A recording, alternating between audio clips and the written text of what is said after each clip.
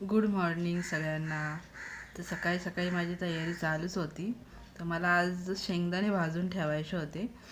मी एकदमच भाजून ठेवते सगळे शेंगदाणे, की जेणेकरून ते खराब पण होत नाही आणि कसं आपल्याला ज्यावेळेस लागल ना त्यावेळेस लगेच घेता येतं. आणि शेंगदाणे भाजून झाल्यावर इकडं मी आज वांग्याची भाजी बनवणार होते डब्याला. तर त्याची सगळी तयारी चालू आहे. कांदा वगैरे टाकून घेतला मी. आणि आता हा कांदा आहे ना ओला मिळालेला आहे आम्हाला, तर सुका भेटलेलाच नाही आहे. तर मंगळवारच्या बाजारातून आम्ही हा ओलाच कांदा आणला होता. तर मी इकडे भाजी बनवत होते आणि इकडं समोर खिडकीतून आहे ना एक छान असं गार हवा येत होती. मस्त वाटत होतं, सकाळी शांत वातावरण आणि असं एकदम छान गार हवा येत होती. इकडं थंडी तर नाही पडत आणि इकडं गरम तर भरपूर, कारण समुद्र जवळ असल्यामुळे आहे ना भरपूर गरम होतं इकडं. थंडी नाही. इकडं मी वांग्याला फोडणी दिलेली आणि त्याला झाकून ठेवलं. मग इकडे चपातीचं मळून घेते. मग त्यानंतर चपाती वगैरे झाली, आंघोळ वगैरे झाल्यानंतर मी मग देवपूजेला करत होते. देव वगैरे सगळे धुवून घेतले ना आज. तर चिऊ आली होती सकाळी सकाळीच. मग ती पण बसली होती बघत मी काय करते काय नाही. तिला पण खूप आवडतं, सगळं बारीक लक्ष ठेवून असती. मग माझी देवपूजा झाल्यानंतर आहे ना तिच्या काकासोबत ती माळ जपायला बसली होती. तर आपण जशी माळ जपतो, आता मी फास्ट फॉरवर्डमध्ये केलेलं आहे. आपण जसं करतो ना ती तशी करते. ती माळ पण अशी तोंडात ती अशी काही ना काही बडबडत राहते. ती आरती करते. मग त्यांचं सगळं चालू होतं तोपर्यंत मी कपडे धुवून आले. तर मला कपडे टाकायला सुद्धा ती मदत करते. एक एक असे आहे ना, मी इकडं मागे कपडे टाकते ना, तर ही असे एक एक एक एक आणि तिचं डेलीचं रुटीन आहे. दररोज सकाळी अशी आम्ही कपडे धुवायला गेलो ना तर ती येते माझ्यासोबत. तर ती अशी मला एक एक एक एक एक एक देत राहते.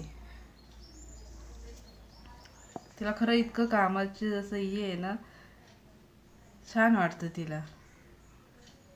भरपूर हे करते आणि इतका दिवसभर मला तिनं परेशान केलं ना, दिवसभर आज ती लईच हे होती.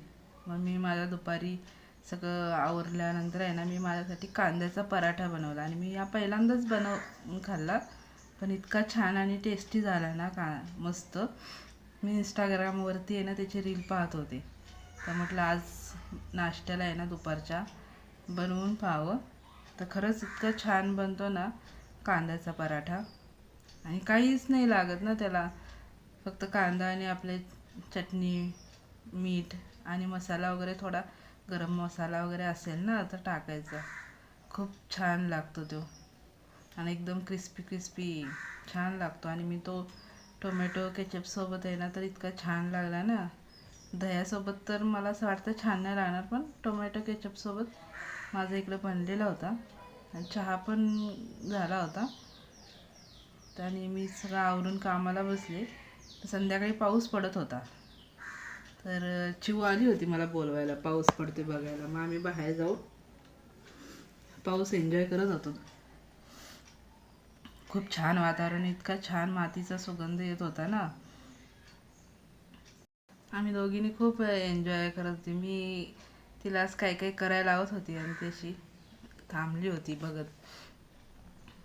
तिला पण छान वाटत होतं. तिला पाऊस असला ना छान वाटतं. खूप एन्जॉय केला आम्ही दोघींनी. आणि आता आज ती नाही आहे तर आम्हाला आज करमत नाही आहे घरी. ती आता गावी गेलेली आहे अक्कलकोटला स्वामींच्या दर्शनाला. आणि त्यानंतर मग आम्ही दोघीजण असं बाहेर, मस्त मातीचा वास येत होता ना, तर आम्ही दोघीजण फिरायला चालणार होतो बाहेर. ते पण बोर होऊन जाते ना घरी बसून बसून. मग तिला असं एक राऊंड आम्ही दोघीजण मारून आलो. छान, इतका छान वास येत होता ना मातीचा, असं पहिल्या पावसासारखं वाटत होतं. इकडे छान अशी नारळीची झाडच आहे, मस्त वाटतं एकदम. आणि वातावरण तर इतकं छान झालं होतं ना, मस्त. संध्याकाळी आल्यानंतर आहे ना, काका आल्यानंतर ती आली होती. तरी असं जसं काका चालते तिचे तसं ती त्यांची ॲक्टिंग करत होती. इतकं हसलो ना आम्ही, भरपूर एन्जॉय केला आम्ही. जसं तिला सांगल ना तसं ती करत राहते. त्यांच्या दोघांचं चालू होतं भरपूर मस्ती.